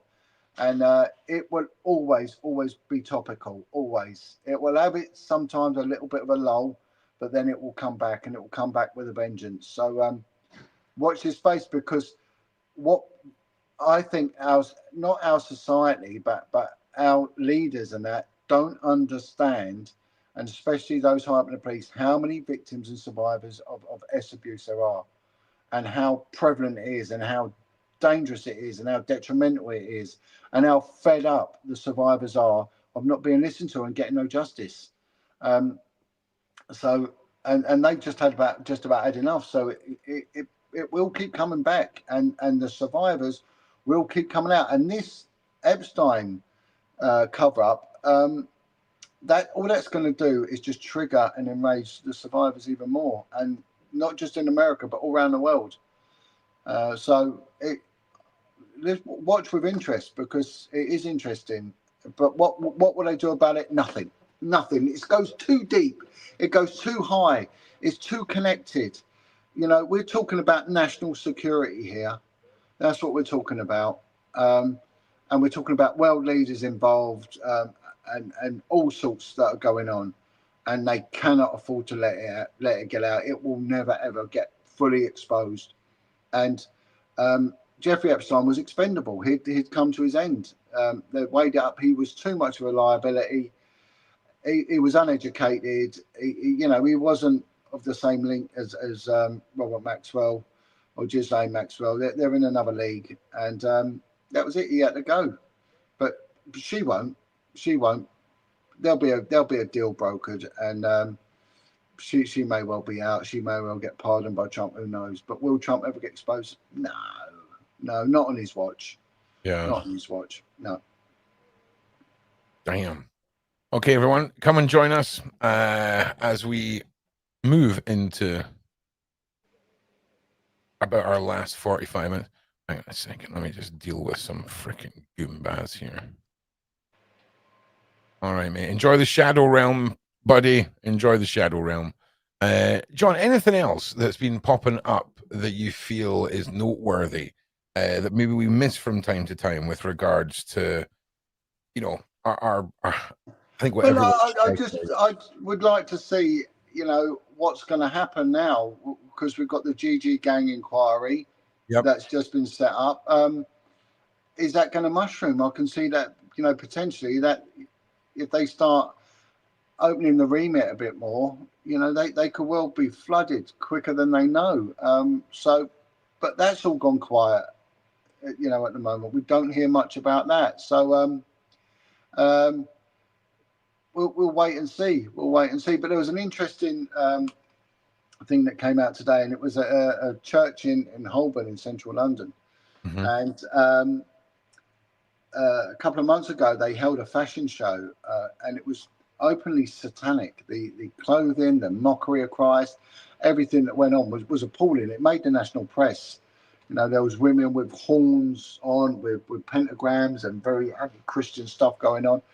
And the bishop for that church allowed it. He allowed it to go on.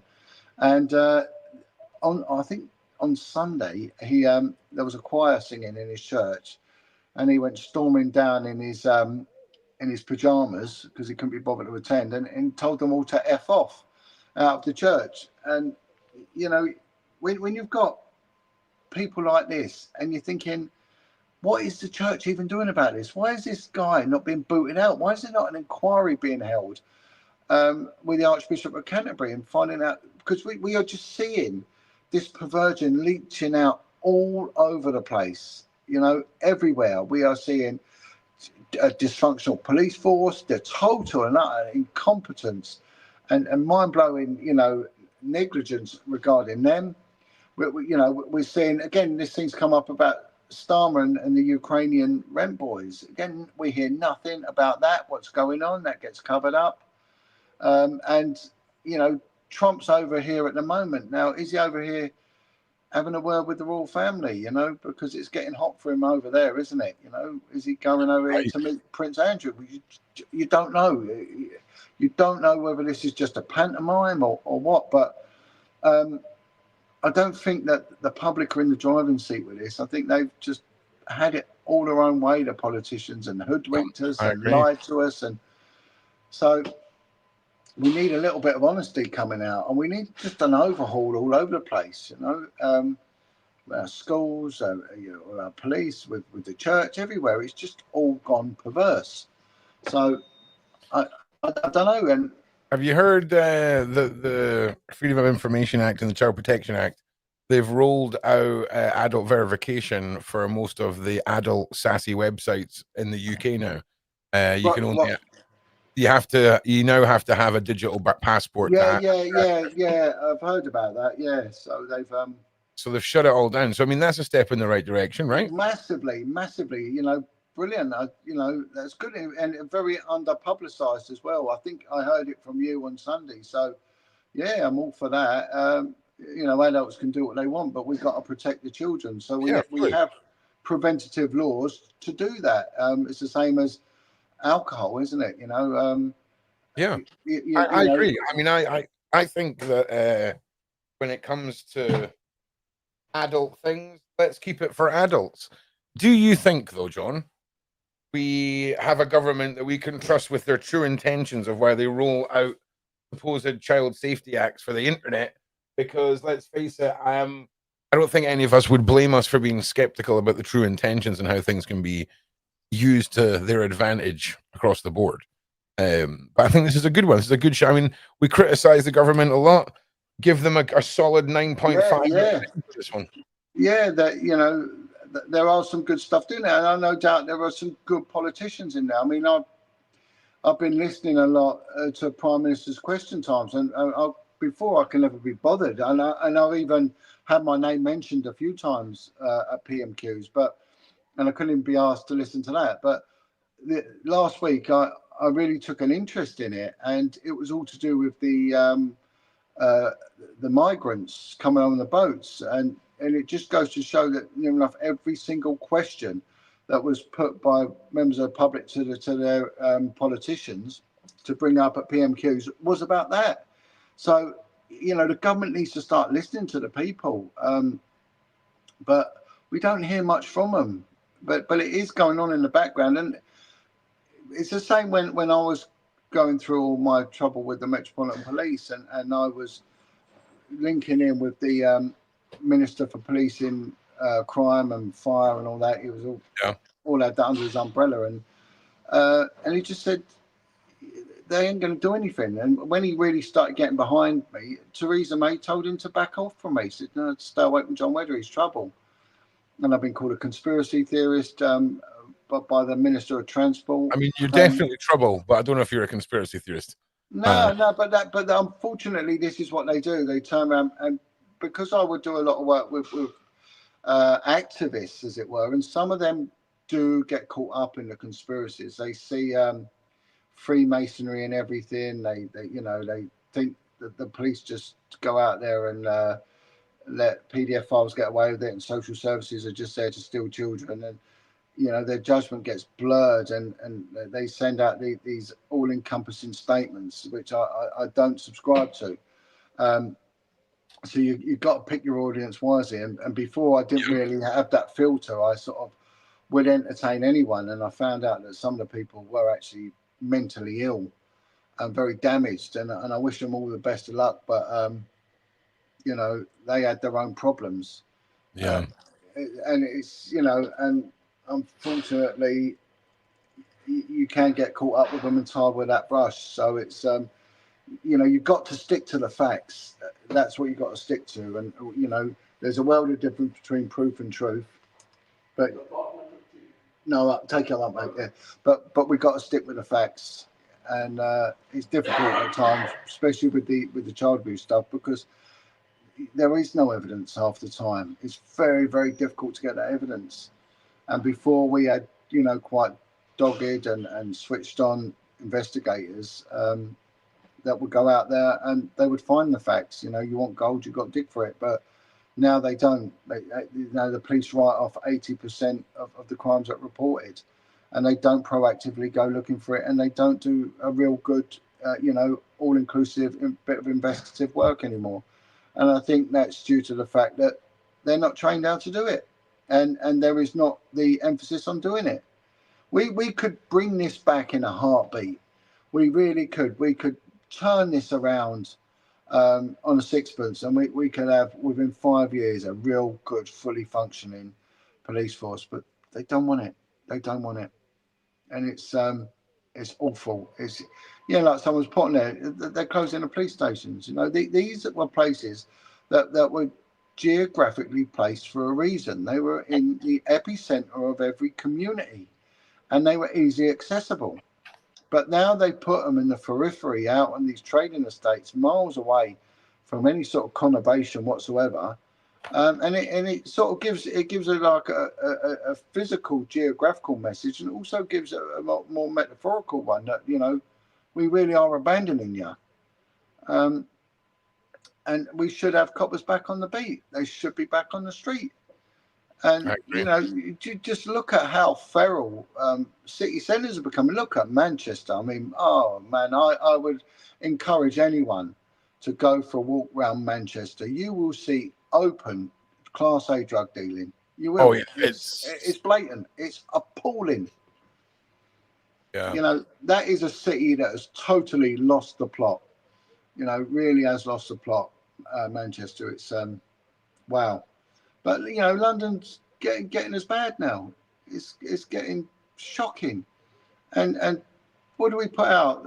You know, a couple of fat police officers who drive about in their car, and if you actually drive alongside of them, one of them will be texting on the phone, and the other one will look, you know, totally gormless. Whereas years ago, you know, they were like hawks. They were all eyes about. Anything that moved, they was on it. But I would quite happily drive past a police car now, actively drinking a can of beer, because I know there's absolutely no chance of them even detecting that I'm wrongdoing. So if it happens on, you know, the old microcosm, it's happening on the macrocosm. And for serious and organised criminals, this country must just be heaven. You know, they won't keep the sock outside the door. You know, so I think we're becoming a joke when it comes to, you know, criminal justice and law enforcement. I think we've totally and utterly lost the plot. And, you know, the public want to be protected. They want harsher sentences for wrongdoers. They do. You know, and, you know, also when someone is in prison, the justice system should be looking at them and to see if there is something they can do to prevent that cycle of offending. And it might be that the criminal actually needs a better counselling, needs a better therapy or whatever. Well, it would be beneficial. It must be sort of financially viable to do that. If you could put someone through a course of therapy and then they stop offending, well, surely that will be, you know, financially an astute move, because they won't be a drain on the system, they won't reoffend, and all that expenditure that goes with that, and you know, and the cost that they give to policing and everything else. So, you know, they should be looking at it on both levels, you know, inside and outside of the prison, but they don't, and tackle child abuse and tackle that hard, you know, really come down on that. You know, that really needs sorting out. That really does. But they ain't interested. And it's, but what do we do, eh? What do we do? But, you know, reform, I've yet to hear them say we're going to make child abuse #1 priority for crime fighting. They're not saying it. So I'm not buying it. I'm not buying their rhetoric. I ain't, you know, and especially like I said earlier, when you got someone like Enoch Powell said, do not trust Nigel Farage. Well, whatever Enoch Powell's, political stance was, right or left, you know, got to give the guy credit for being the academic genius that he was, and listening to his prophetic words, do not trust Nigel Farage, and that's what he said. So, but you know, what alternatives we got? There's nothing at the moment. You know, we need proper leadership, but we have none. We are totally without a proper leader. It's the same as the police. They need proper leaders. You know, and that's where it starts. It starts at the top. But, you know, if you haven't got that, it's doomed to failure. Yeah, it definitely is. And, you know, it's not getting any better with the projection downward spiral, just based off of the absolutely terrible decision making of our treasonous government that we have. Now, if you want to come and join us, guys, the link is in the side chat. Come and have your say, ask John and I a question, put your points of view across. We want to hear from you.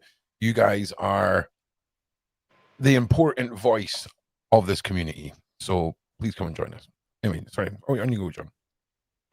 So, but yeah, well, I'm very keen to see what happens in America next. I've never been a big fan of American politics, but you know, I'm keen to see what happens next. Yeah, so, you're not wrong. Well, I mean, potentially this.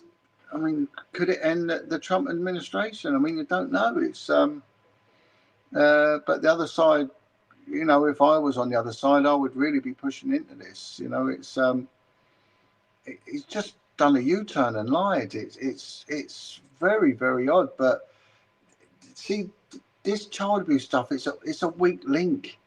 This is what it is with these people. They are emotionally broken individuals. You know. They are emotionally broken, and their weakness is the children. You know, they like to do things to these kids.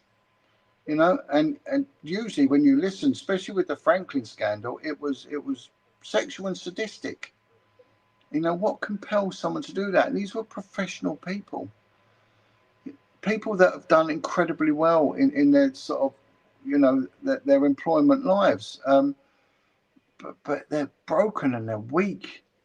You know, they're absolutely screwed and they're dangerous. You know, they're child-minded. You know, it's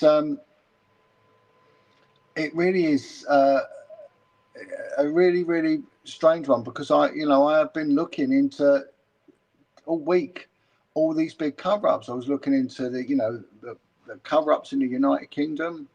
There was a guy called Peter Wrighton, Sir Peter Wrighton. Again, they end up with these titles as well. So Peter Wrighton was an academic, and he was a don of one of the sort of astute fee-paying public schools, and he went on to write academic papers regarding children in care and how to look after children in care. But he was one of the founder members of PI, the PDF File Information Exchange, the pro PDF File group, you know, that was lobbying the Labour Party under Harriet Harman, Patricia Hewitt and Margaret Hodge, who sort of promoted this guy. And, you know, Peter Wrighton was an advisor to the government. He was an advisor to the government on child care matters. Yeah, he was abusing so many young boys in these homes, you know, in this private school. You know, and what happened to them? They went on themselves to be emotionally broken people because they're a survivor of horrific criminality.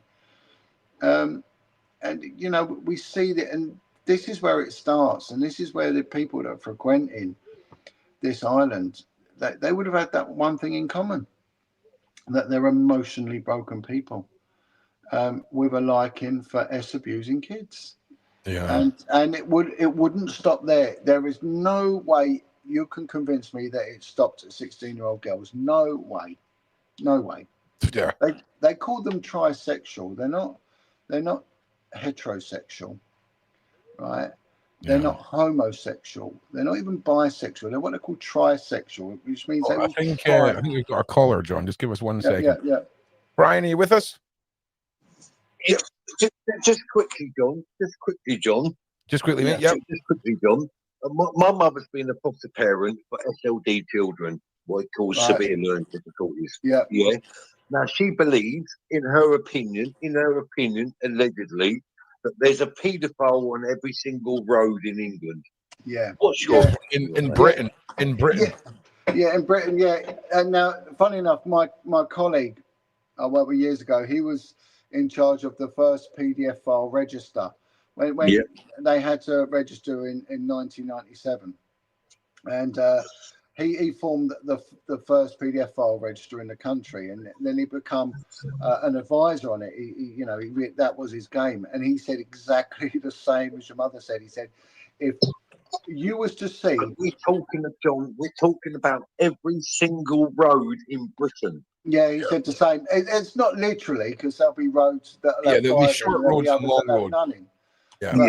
But on that sort of, as an analogy, that's exactly what my colleague said. He said that if you saw the PDF file register, pedophiles. We're talking about 1 million. John, we're talking about 1 million pedophiles roaming the streets in Britain. Brian, let me give you another scary analogy, right? If we're just going to pull personal analogies out our backsides, here's mine. I believe that the PDF file is easier to imagine on a spectrum, right? So you've got guys who've had occasional weird thoughts when they've been at a swimming pool about a little girl in her swimming costume, right the way up to people who will actively kidnap and do horrific things and then bury a child and everything in between. I believe that spectrum is 1 in 5. Right. Yeah, I agree. But my mum said you can't fix broken. You can't fix broken. What you can do is, in some cases, put a barrier to prevent further steps down that spectrum, if that makes sense. At certain stages. And the other thing is 90 to 95% of all sexual abuse goes unreported. Yep. Yes. Absolutely, John. Absolutely, John. And it won't, even if it gets reported, John, they don't convict. They don't. Well. Here's another thing with that, Brian. So now the police write off 80% of all reported crimes. So if we look at, say, 90% of it goes unreported, so 10% gets reported, 80% of that 10% is going to be written off already. And then if the police do their job and investigate it, only 2% of that then succeeds in a Crown Court. Absolutely, John. So it's so Absolutely, minuscule John. from what he's convicted to what actually goes on. You know, it's the ratio is colossal. John. I've never listen, John. John, I've been around my mum for 40 years, obviously, which is my mum. Yeah. But there's child abuse. She has SLD children, severe learning difficulties. Yeah. And it is disgusting what's gone on. I can't talk about it. Well, and disgusting. unfortunately, a lot of those kids can't talk because of their disability. You know, when you've got non-verbal children, they get horrifically picked on. Yeah, it's bad. John, it's bad. It's bad. Yeah, and this is why there should be an emphasis on this sort of criminality and fighting it. But no one seems to be bothered. It's just appalling. But you know, like I'm saying, tell me, what do we do?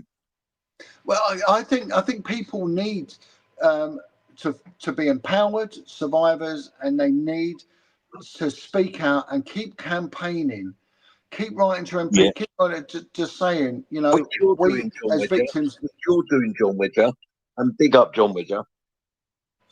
Yeah, I mean, I will keep on doing this, and any opportunity I will to get a platform and explain. I mean, I sat down with. Can I ask you, John? What's your opinion on the elitists, on the cult of Bowl, the cult of Bowl? Yeah. Well, the Council of 7, the Council of 13. Yeah. Well, this is what it all comes down to. It comes down to total and utter malevolence at the top when you really break it down. Look at the Bilderberg group. Yeah, it's the puppets that pull the strings around the world that facilitate the child abuse. And what happens is all the police do is pick the low-hanging fruit. They'll just go and get the weirdo who drops his trousers outside a kid's playground. I've been campaigning for the Council of 7, the Council of 13, the Bilderberg group, the 100 elitists for years, and I've been trolled so hard. You will do, and then you'll just get classed as a conspiracy theorist, and that's it, you know. Yeah. Which is what they do, and then you start speaking out like I did about SRA, satanic ritual abuse. Oh my word! I mean, there's. Can I, if you don't mind me saying, what about Hampstead? I've got friends who went to Belinda McKenzie's house. I've got friends who went there. SRA. Yeah, and we've got to look at the damage it's done to the poor two kids. I mean, they're still in a world of trouble even now, you know, and they're you know, one of them's an adult. Ella. Look at Ella. Yeah, I mean, there was stuff for the police to go on as well that the kids gave such thorough information through. You know, they gave specifics that the police could have checked up on. As far as I'm aware, they didn't. So it's whenever you start talking about it. What's your opinion, John, on the Hosted case? Can't talk about it. Can't talk about it here. Sorry, can't talk about that one, bro. Yeah, no, sorry about that one, mate. No, that's okay. It's one of the few things that, sadly, when we talk about journalism and nothing suspicious here, sadly, all I can say is we can't talk on that one. And if Ron says we can't talk, there is some obviously ridiculously governmentally enforced reasons why we can't. It's one of them. But look, Brian, I need you to make sure you email me. I've just checked my emails. I have no email from you. I need to send you something. I'm going to email you right now. Yeah, brother. just email me right now. Email me now. I'm going to email you back. I want you to go and watch like the first 50. My email is brianhurl72@gmail.com. Oh, mate, hang on a second, right? My email is brianhurl72@gmail.com. Yeah, I managed to catch Brian. I got the first part. Brian, what? brianhurl72@gmail.com. Right, you just after the word Brian, just spell it out for me slowly, bro. What? Brian? Yeah. HURLE. HURLE @gmail.com. All right. Yeah. Yeah, no problem, mate. Right, we got that. So it's, Sorry, John, I didn't mean to bring you in on that argument. No, that's all Sorry, right. That's all right. No, you know. So anyway, well, I'll Keep talk doing about. what you're doing, John. John, Yeah. I've got your back. I've got your back. Thank you Trust so me. much. Thank you. God bless. so it's HURLE72 after the word Brian, right? Yeah. Yes. All Yeah. right, mate. Email is sent. Look forward to hearing your thoughts. Thanks for being here, sir. Brian. Appreciate it, brother. Have a Thank great you. evening. Have You a too, great my G. evening. You too. Thank you, Brian. All right. Once again, ladies and gentlemen, if you'd like to come and join us, we have got about 15 or 20 minutes left. Come and be part of the show. Give us your thoughts. If you'd like to be part of our community, tomorrow we'll be reopening our doors in the evening for if you guys want to come and join the public Discord server. We're rebuilding it from the ground up. You'll be able to keep track of all of the networks and the channels that we're involved in. Sean's, John's, Beverly's, myself, and of course, keep up to date with everything in the community, be part of it all, and we look forward to seeing you there once we relaunch. So, John. Yes. What else can we throw at the wonderful people before we reach our time? Yeah, I mean, I've just been sort of. I always look through the news, and I look through the local papers, and try and look mainly with the missing kids cases. I've that one thing we spoke about a few times was this case of what was his name? Was it Brian Lund? Is it Brian Lund? What's his other name? Fields, Brian Fields. Okay. And we spoke about it, I think, a couple of years ago, and his link to the missing children.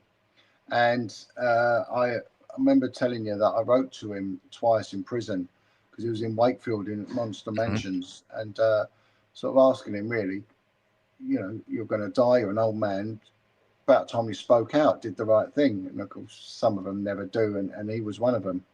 But the strange thing was that when I did write to him, because he potentially could have been involved in the disappearance and the murder of 34 to 36 children. And that came from a couple of sources, and one of them was the police. They agreed. They said, yeah, there are rumours that he's that involved. And it's not just the one or two kids, that they're alleged to doing. You'll find that these people, once they come to notice, they've done it many, many times, and they're very, very well connected. And usually they don't tend to work alone. They may well be getting kids for other reasons and for other purposes. A bit like the West, you look at Fred West, what was involved around him. There's so many missing people, not just kids, but missing people around him and his wife. But the interesting thing is that when we started doing our crime theory, and we mentioned about Brian Fields and his connection to the West Midlands and the two children, the milk cart kids that disappeared there in the 90s. It cropped up in the news a little while back, and saying that Brian Fields is dead. He never really did account for the allegations that he could have been potentially involved in many, many other sort of missing children cases. And there's a TV documentary crew that are now doing research into this guy, and they came out with exactly the same conclusion that we did on your show, was that this man is involved in probably dozens and dozens of missing person cases of children. So we're on point with it, and these kids, some of them, even if it's in the 80s and 90s, there's a good chance their parents are still alive. There's a good chance that they're being missed, and their bodies are still out there, and there's every chance that there's potential to find them. So there's a few people that do it. There's a guy. He did get in touch with me a while back. His name's Bernard O'Mahony, and he sort of he writes to people like Brian Fields in prison, and tries to get them to admit to offences. He's been highly successful. He's assisted the police in solving a couple of murders through doing it. So we should never give up. We should never give up with it. And when we sit down like we do on this show, and we sort of like methodically and commonsensically go through the evidence and the details behind it, sometimes the answer is looking you in the face. And I think we should never underestimate the connectivity of these suspects. The fact that I don't think a lot of them are working alone. I think that what they get caught for is a very small percentage of what they've actually done, and that there is a bigger organised network going on there. So the public gets what the public wants. So if there's a murder out there, a bit like the Yorkshire Ripper when he was at large, someone had to be caught. They had to be caught because it was causing chaos in the public. The confidence had gone and people were frightened to go out. You know, a lot of the women in Yorkshire and in Leeds especially, you know, at night were too frightened to go out because this man, but once he was caught, life continued.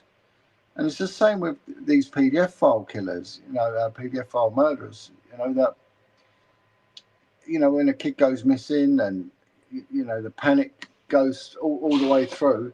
But when they're caught, people can relax again. But it's false hope because false sense of security. So because I don't think that these people work alone. I think they're part of a bigger organisation. And especially when you get the ritualistic thing, you know, again, the connectivity.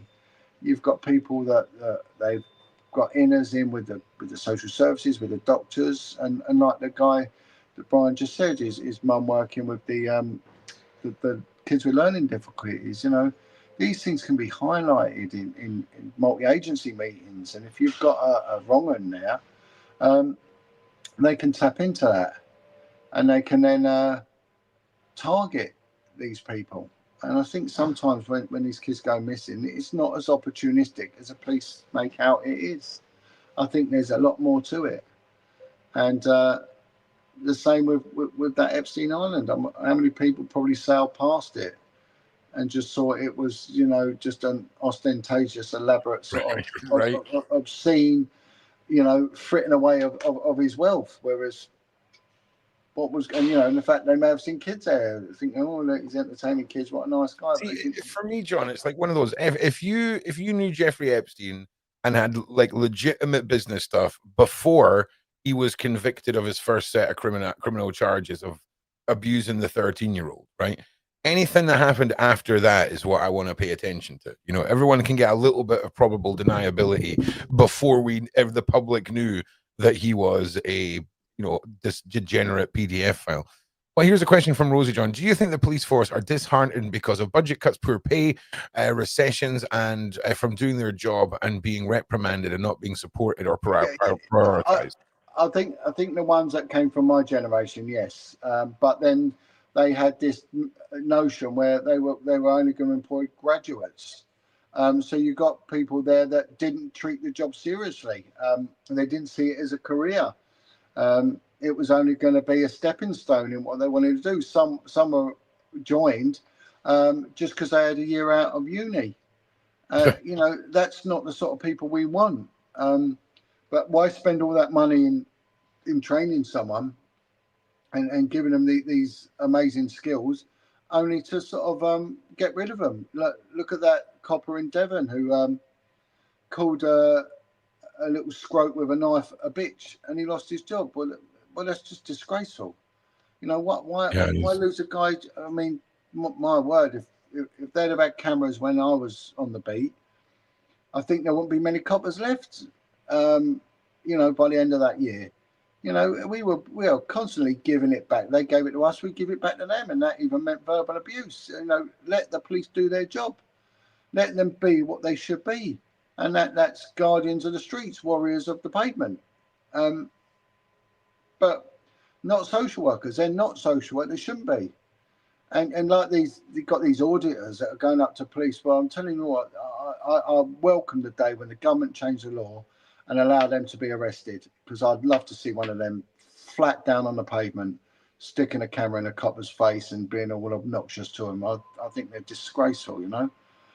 Got no time for these people whatsoever. But they've lost the plot, but that's the government's agenda. I'm sure it is. I'm sure it's been a long-term agenda to get rid of them old school warriors. Like I said to you the other day, you know, I'm not agreeing or disagreeing with the police's presence, but during the, you know, in the 1980s when they had the miners' strike, and officers from all around the country were sent there to police these picket lines and things like that, and it turned into running battles. You know, there were police officers having running battles with these tough miners, you know, and they were having hand-to-hand battles, and you know, they were real men from both sides. When you look at the coppers, they were tough guys, a lot of them probably ex-military guys, and the miners were big, hard, solid, manual working men. Would you have that now? No, they wouldn't. No, they wouldn't. It's a joke now. And I'm not decrying those that have actually made an effort with their fears and you know, keep themselves in shape and everything else. I'm not decrying them, but some of them, you know, they are a disgrace. They are a physical disgrace to that uniform. And it's, how's it got like that? How they even passed the basic physical tests? You know, they couldn't have done. It's in the NYPD had a physical test, and that was every officer that was on patrol officer had to jump over a 6-foot fence, you know, a wall, you know, jump up and pull themselves over, and they let things decline, and they brought it back in, and hardly any of them could do it, you know, because the standard had dropped that much. It shouldn't be allowed. You know, they firstly should be a physical presence, and that must mean in their stature and also on the street. But it's gone. It's so gone. It's the message is clear what the government want. They don't want it, and 80% of reported crimes being written off. It's appalling. It's absolutely disgraceful. Yeah. It's gone too far. I don't know why no one's screaming about this. You know, and if we go back to that stat I gave you a minute ago, 90 to 95% of sexual abuse goes unreported, you know. So it might be that someone wants to report a crime, albeit very, very minor, and knowing that it could be an opening to some bigger world that hopefully a dangerous PDF file will get arrested. So what happens when that victim comes forward? They just get fobbed off. 8% of the time they get told to sod off. And that's if they could get through to someone. Years ago, you turn up at a police station, there's a physical presence. There was a desk sergeant. You know, you could even ask to speak to a woman if it was sensitive, and it would be provided. That human touch, what is it now? It's faceless. But like I mentioned to you last week, I was in northern France, and the officers were on patrol. They were on patrol to catch these boat people. They were there. They were out there on the beaches. They were by the estuaries, where the river estuaries, where they were putting the boats in, and they were mob-handedly there, and they all looked capable, all of them, even the girls. Have we got anything like that? No, we haven't. We've got nothing like that, and that's by design. That's not by accident, you know. And really, if someone gets arrested and they're called a bitch, oh come on, really? You know, who's pushing for that to be? You know. Unless we've not been given the full facts, but if that is the crux of it, he called someone who's wielding a knife a bitch. Oh man, you know, the Home Secretary should be stepping in and just saying, no, we're not having this. And do you know what is a shame? What is a shame was that the British Bobby was the benchmark of decency and standard for policing throughout the whole of the world. There is no way that is the case now. No way. No way. It's a standard around not to police, I think. I mean, I think all we're on is a steady decline into chaos at this point, John. It's going to take an act of God. It's going to take a meteor or something. We're going to have to get reset back to the Stone Age and start over. I really do believe that, and it's a sad sort of reckoning to be dealt with, to be honest. But listen, we're kind of getting to that point where we're sort of closing into the final minutes. John, tell everyone what you've got coming up. Your links are in the description, and yeah, what you got coming up? Well, I'm a guest than I am an interviewer these days. It's because you're a hot piece of ass right now, John. Okay, you know, everyone's I'm get about, but I am going to start doing my own stuff again. Try and monetize things. I would like to make it, you know, a business really, and start earning an income through social media for it. And what I'd like to do is start taking on some of these case. I'm going to look into this case. I've been approached by the family. This case of a guy called Jason Moore, who was serving life imprisonment for something allegedly he hasn't done. So I'm going to start looking into that. And you know, some of the travesties of justice, where the police have deliberately failed, or they've been incompetent, or whatever it is. I'm going to start doing a bit of that and delving into it. I'm not going to be taking on people's family court cases, which I get inundated with. I'm not doing that. I did, however, take on a case of a woman whose daughter was illegally put into forced adoption in Southern Ireland.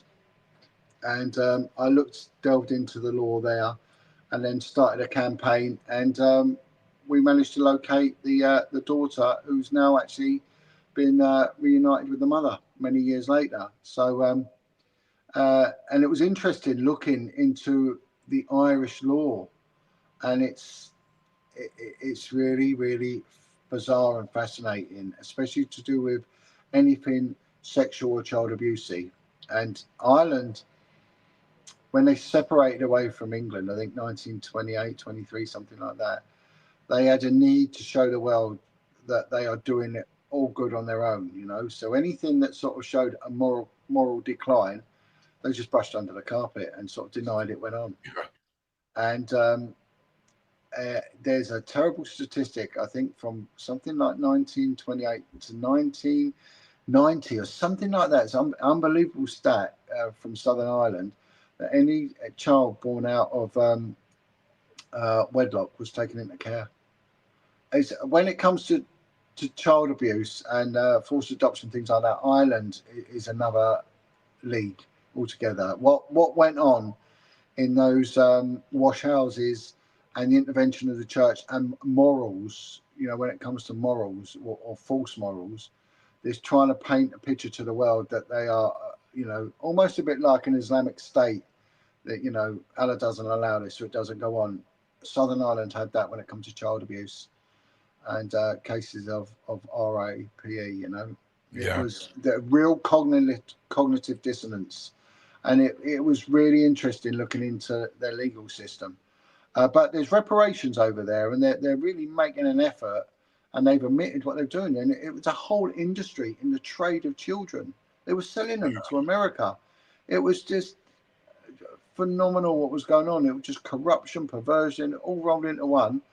And the church and the Garda were backing each other up.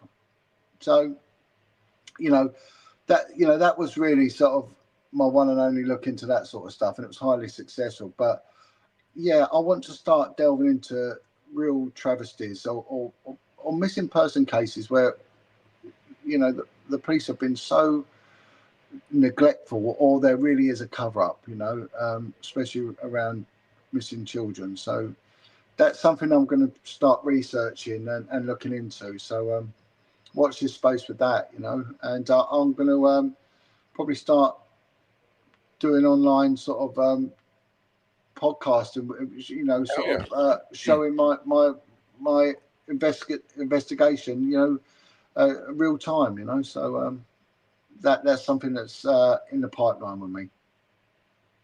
Well, awesome. And well, look, John, we look forward to all the new stuff that's coming. Thank you to everybody in the side chat. Thank you to the mods. Thank you to the Sean Atwood channel. Thank you to all of you for tuning in and taking some time out your day to come and hang out with us. I will be back tomorrow at 4 o'clock with Paula.